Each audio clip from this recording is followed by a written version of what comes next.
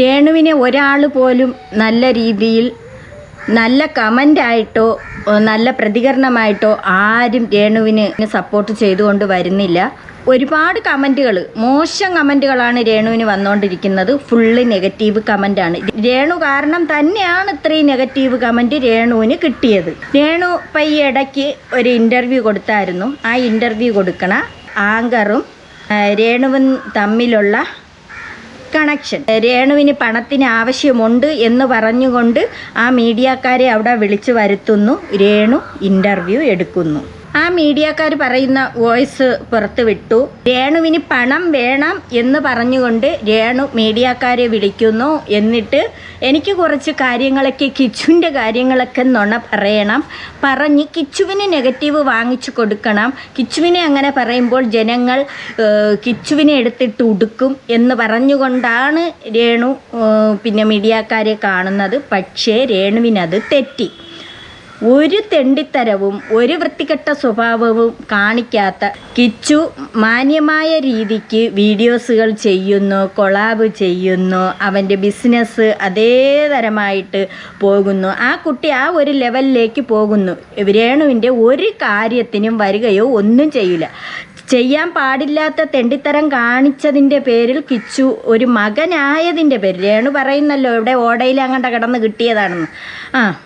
എന്നാലും ഓടയിൽ കിടന്ന് കിട്ടിയ മകനായിരുന്നാലും കുറേ നാൾ നിങ്ങളൊക്കെ കൂടെ നിന്നു എന്ന് രേണു പറയുന്നുണ്ട്. വെള്ളം പോലും കൊടുക്കാതെ അതിനകത്ത് റൂമിനകത്ത് അടച്ചു കൂട്ടിയിട്ടിരുന്നതായിട്ടൊക്കെ കഥകൾ അറിയുന്നു. അപ്പോൾ അങ്ങനെയുള്ള ഒരു മകനെ പറ്റി രേണു വന്നിരുന്ന് പറയുന്ന അനാവശ്യങ്ങൾ, അവനെ പറ്റി പറയുമ്പോഴല്ലേ രേണുവിന് റീച്ച് കയറുള്ളൂ. അപ്പോഴും വിചാരിച്ച് ജനങ്ങൾ കിച്ചുവിനെ മോശക്കാരനാക്കും എന്ന് രേണു വിചാരിച്ചു. അതാണ് സത്യാവസ്ഥ. തെറ്റിപ്പോയി രേണു. ആ ഒരു വോയിസ്. എന്നെ വിറ്റ് കാശുണ്ടാക്കിയവരുണ്ടല്ലോ. ചികിത്സക്ക് പൈസ ഇല്ലാന്ന് പറഞ്ഞ് നിങ്ങളെ വിളിച്ചുകൊണ്ട് നമ്മൾ പോയത്. അല്ല സാറ്, മോശമല്ലേ, പാവല്ലേ നമ്മൾ. ഹലോ, ഇത് ചാനലല്ലേ, മൂവി? അതെ, ഞാനൊരു കാര്യം ചോദിക്കാൻ വേണ്ടി വിളിച്ചതാണേ. സാർ ഒന്നും വിചാരിക്കരുതേ. ഇപ്പൊ ഒരു നമ്മുടെ രേണുസുധീനെ ഇന്റർവ്യൂ ചെയ്തത് നിങ്ങളായിരുന്നു. അതെ, പിന്നെ അത് നിങ്ങള് അങ്ങോട്ട് പോയിട്ട് ഇന്റർവ്യൂ ചെയ്തതാണോ? ഒന്നും വിചാരിക്കില്ല സാറേ. അങ്ങനെ എന്തിനാണ് ആ കൊച്ചിനെ വീണ്ടും അതിലേക്ക് വലിച്ചിടുന്നത്? ആവശ്യമില്ലാതെ. നിങ്ങൾക്ക് എന്തെങ്കിലും ചോദിക്കാനുണ്ടെങ്കിൽ നിങ്ങളത് ചോദിച്ചിട്ട് മാറുമല്ലേ ചെയ്യണ്ടേ? എല്ലാവരും നമ്മള് മാന്യമായ ചികിത്സക്ക് പൈസ ഇല്ലാന്ന് പറഞ്ഞ് നിങ്ങളെ വിളിച്ചുകൊണ്ട് നമ്മൾ പോയത്. സാറ് മോശമല്ലേ, പാവല്ലേ, നമുക്ക്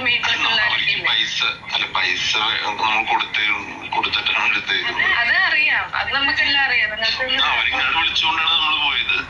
അതെ, പക്ഷെ നമുക്ക് അവരോടുള്ള ചോദ്യം മാത്രം ചോദിക്കുക. എന്തിനാണ് ഈ കൊച്ചിനെ ഒരു അമ്മയും അച്ഛനും ഇല്ലാത്തൊരു, അമ്മയും അച്ഛനും ഇല്ലാത്ത ഒരു കുട്ടിയെ മോശക്കാരനാക്കി അവിടെ ചോദിക്കണം, നിങ്ങൾ ഇന്ന കാര്യങ്ങൾ ചോദിക്കണമെന്ന് ആങ്കറിനോട് പറയുന്നു. ആങ്കർ ചോദിക്കുന്നു കാര്യങ്ങൾ.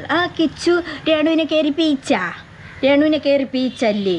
ഇപ്പം രേണു അതിനൊക്കെ വിശദീകരണങ്ങളും ഒക്കെ ആയിട്ട് വന്നിട്ടുണ്ട്. എന്തെങ്കിലുമൊക്കെ എടുത്തുകൊണ്ട് വരുമല്ലോ. അതാണ് പറയണത്. സത്യം തെളിയും. ആ ഇൻ്റർവ്യൂ കൊടുത്തതിൽ വന്നിരുന്ന് കുരഞ്ഞു മെഴുകണ രേണു കേട്ടോ. ഒന്നും പറയത്തില്ലായിരുന്നു. ഞാൻ എല്ലാം മനസ്സിലൊതുക്കി. ഇപ്പോൾ ചിത്ര പറഞ്ഞു എന്നെ പറ്റി എന്തൊക്കെ പറഞ്ഞിട്ട് ഞാൻ എല്ലാം ക്ഷമിച്ചും സഹിച്ചും ഞാൻ ജീവിച്ചിരുന്നു. പക്ഷെ മാക്സിമം നമ്മൾ മനുഷ്യരാണ്. നെല്ലിപ്പലക കണ്ടെന്ന് പറയത്തില്ല. മാക്സിമം ഞാൻ അത്ര സ്നേഹിച്ചെടുക്കും. എൻ്റെ ഋതപ്പനെ പോലും ഞാൻ ഇത്ര സ്നേഹിച്ചിട്ടില്ല. അത് സുധിച്ചേട്ടനറിയാം.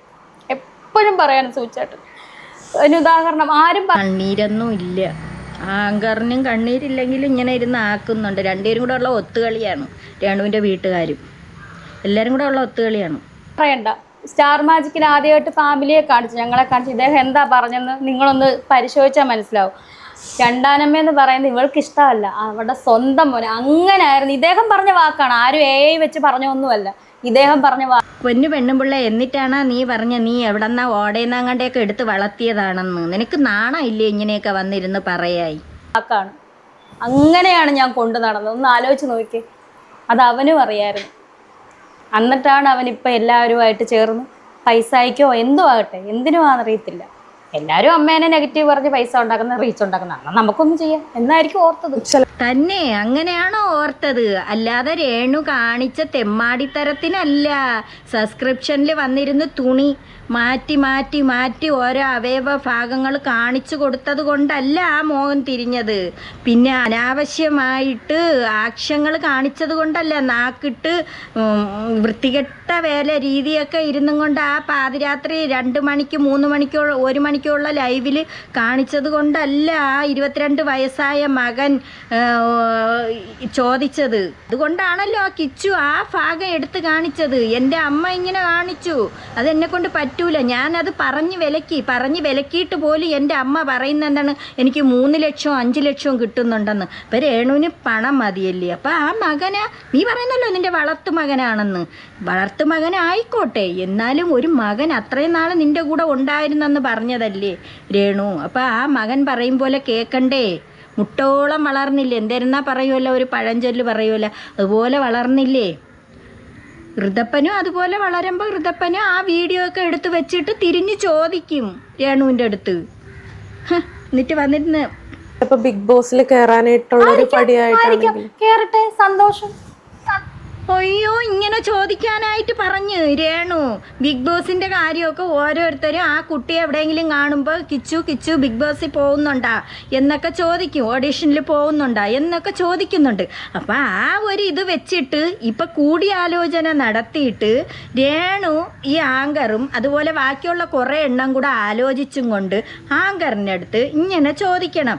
ബിഗ് ബോസിൽ പോകാനായിട്ടുള്ള അടവായിരിക്കും, അതുകൊണ്ടായിരിക്കും ഇങ്ങനെയുള്ള നെഗറ്റീവുകൾ പറയണത്. അതുകൊണ്ടായിരിക്കും നെഗറ്റീവ് കൊണ്ട് അവന് കയറാൻ, അതുകൊണ്ടായിരിക്കും എന്നാണ് ഈ പറയണത്. ബിഗ് ബോസിൽ വേറൊന്നുമല്ല.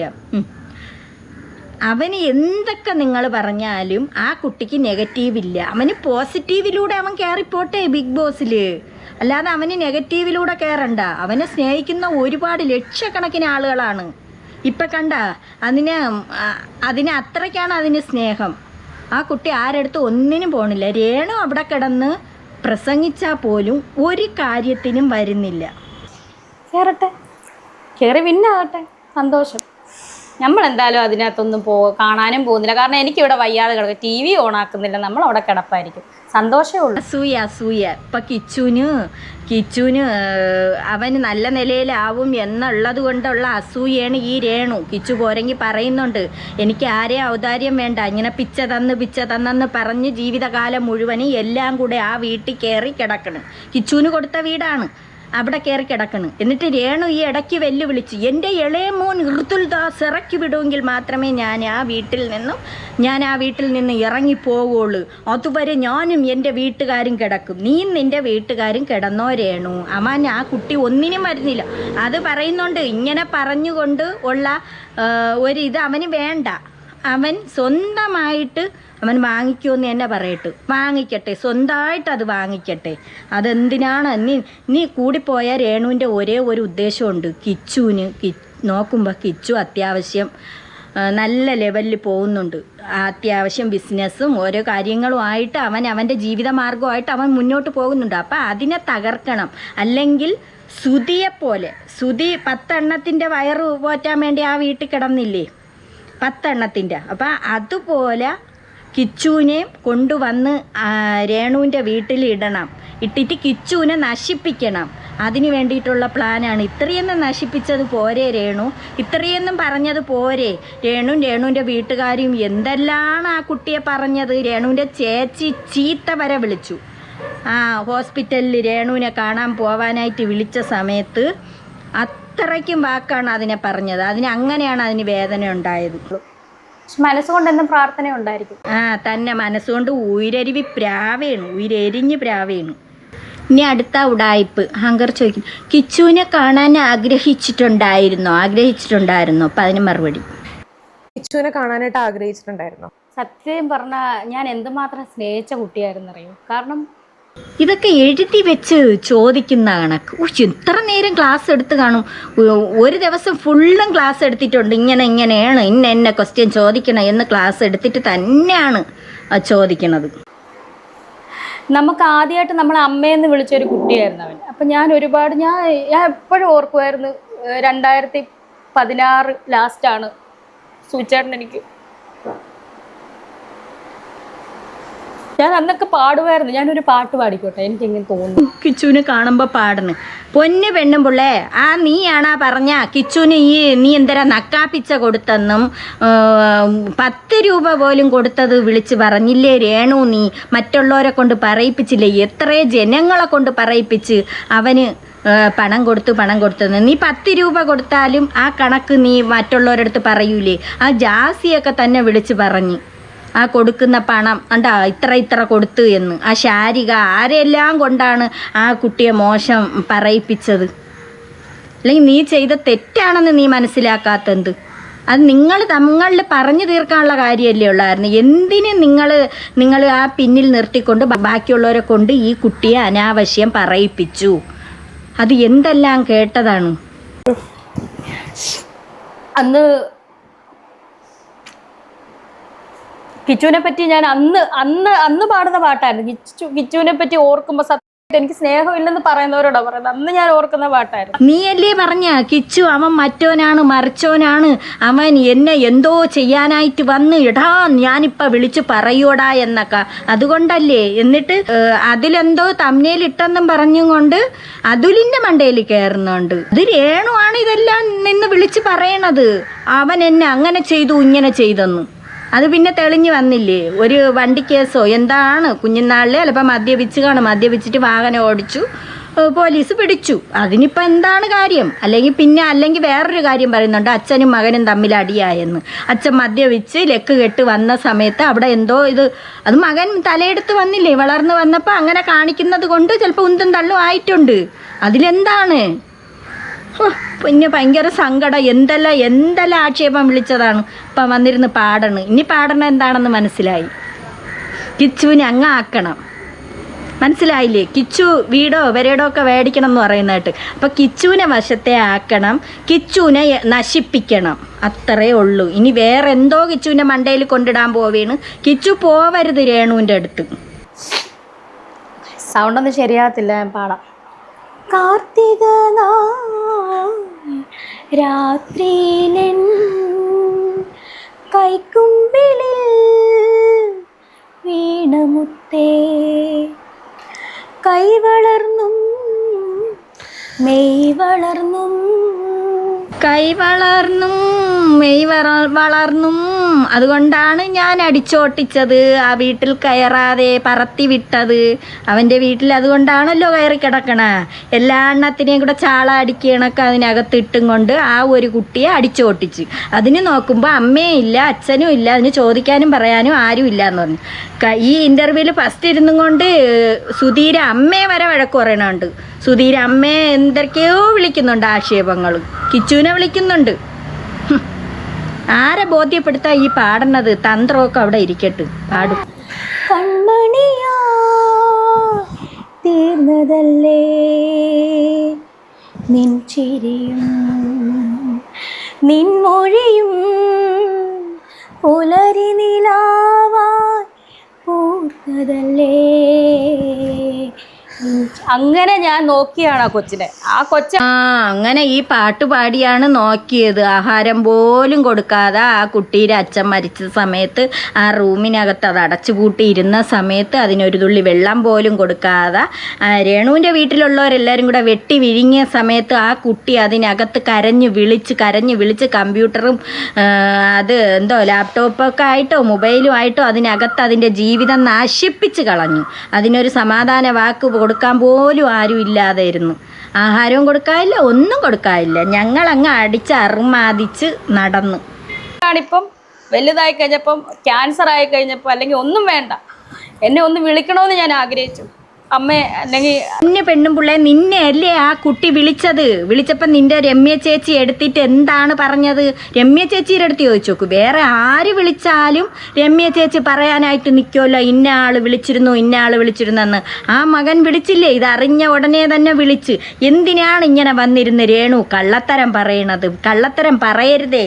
സ്നേഹത്തോടെ അവനൊന്ന് വന്ന് കണ്ടിരുന്നെങ്കിൽ ഞാൻ ഇത്ര ഇത് പറയത്തില്ലായിരുന്നു. ഞാൻ ഒത്തിരി അനുഭവിച്ചുകൊണ്ടാണ് ഞാൻ സ്നേഹത്തോടെ ആ വിളിച്ചതിന് ശേഷം നിങ്ങളെ വീട്ടിൽ എല്ലാവരും കൂടി വന്നു. വീട് അവിടെ കൊല്ലത്തെ വീട് അടച്ചു പൂട്ടിയിട്ടിട്ട് എല്ലാവരും കൂടെ വണ്ടി നിറച്ച് വന്നപ്പോൾ ഈ രേണു ആശുപത്രിയിലാണെന്നറിഞ്ഞു. ആശുപത്രിയിലോട്ട് പോവാൻ രമ്മ ചേച്ചിയൊന്നും സമ്മതിച്ചില്ല. തങ്കപ്പനൊക്കെ ഓട്ടിച്ച് അങ്ങോട്ട് പോവരുതെന്ന് പറഞ്ഞു. ഒത്തിരി അനുഭവിച്ചുകൊണ്ടാണ് ഞാൻ ഇത്രയും പറഞ്ഞത് അവനെ പറ്റി. ഞാനല്ലേ പറയത്തില്ലായിരുന്നു.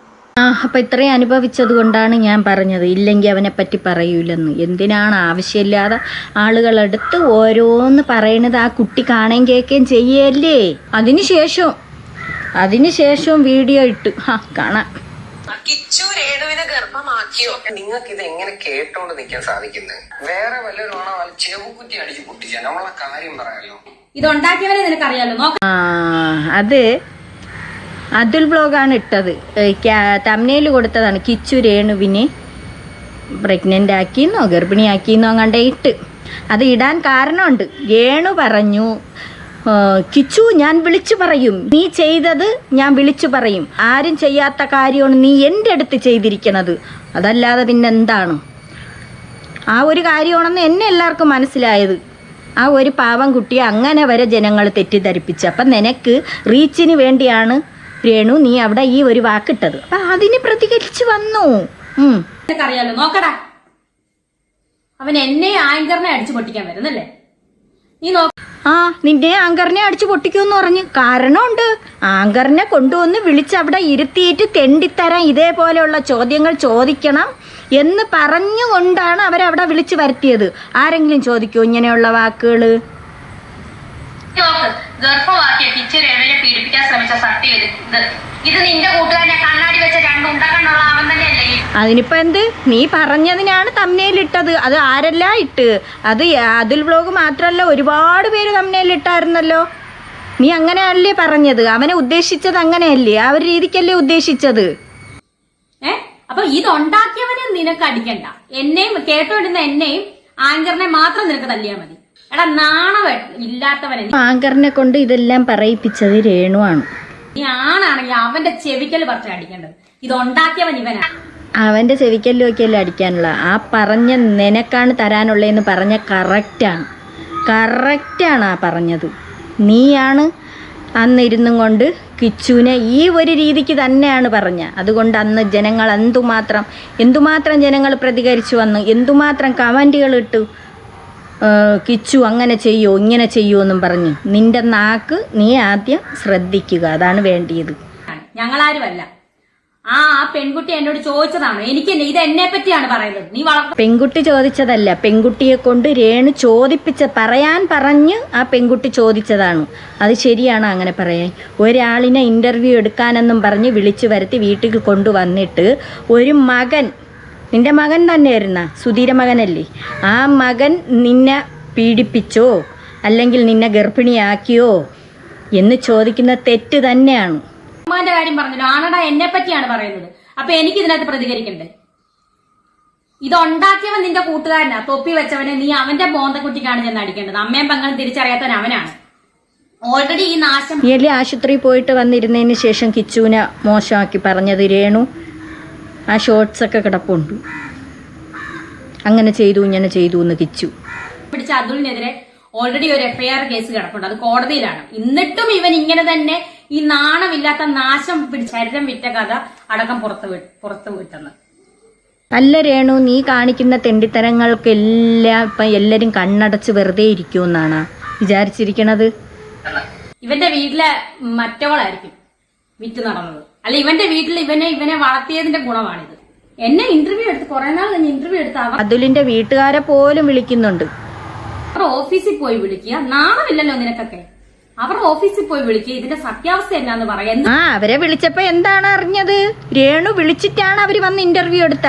രേണുവിനിപ്പോ പണം കുറവാണ്, പിന്നെ സബ്സ്ക്രിപ്ഷനിലൊന്നും പണം കിട്ടുന്നില്ലെന്ന് തോന്നുന്നു ഇപ്പൊ. അങ്ങനെ പണം കുറവാണ്, നിങ്ങൾ വന്ന് ഇത്തിരി ഇന്റർവ്യൂ എടുക്കണേ, ഞാൻ ഇന്നതൊക്കെ പറയും, അതേ കണക്ക് നിങ്ങൾ ചോദിക്കണേ. കൂടുതലും കിച്ചുവിനെ കുറ്റം പറയണതും കിച്ചു എന്നെ ഗർഭിണിയാക്കിയാന്ന് ചോദിക്കും, അങ്ങനെയൊക്കെയാണ് പറയണത്. അങ്ങനെയൊക്കെ ചോദിക്കുമ്പോഴത്തേക്ക് റീച്ച് കിട്ടുമല്ലോ. അതിന് വേണ്ടിയിട്ട് സത്യാവസ്ഥ എന്റെ പറയാണ് അവര് 1 മാസമായിട്ട് നടന്നത്. ഞാൻ പറഞ്ഞ കാശിനാണ് ഇന്റർവ്യൂ എടുത്തത്. മനസ്സിലായോ? എനിക്ക് ആവശ്യമുണ്ട് കാശ്.